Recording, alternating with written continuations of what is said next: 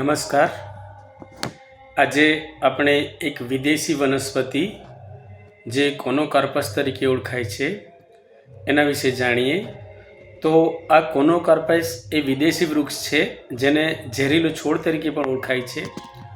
જો કદાચ આપણે જોઈએ તો આ વનસ્પતિ ઉપર કોઈ પક્ષી પણ બેસતું નથી, કાં માળો કે કશું કરતું નથી. આ વનસ્પતિ આમ જોઈ તો એલર્જી, શ્વાસની બીમારી, શરદી, અસ્થમા જેવા રોગો ફેલાવે છે. માટે આ વનસ્પતિ સ્વાસ્થ્ય માટે નુકસાનકારક છે. આ વનસ્પતિ દેખાવમાં તો લીલીછમ લાગે છે, પણ એ માનવના માટે હાનિકારક હોવાથી એને દૂર કરવા માટે સરકારશ્રીએ વન વિભાગે પરિપત્ર પણ કરેલો છે. કારણ કે આ વનસ્પતિના મૂળ જમીનને ખૂબ ઊંડે સુધી જાય છે અને જમીનની અંદરથી પાણીને ખેંચી લાવે છે અને ડ્રેનેજ વગેરેની જો લાઈન હોય તો લાઈન પણ ચોકઅપ કરી નાખે છે.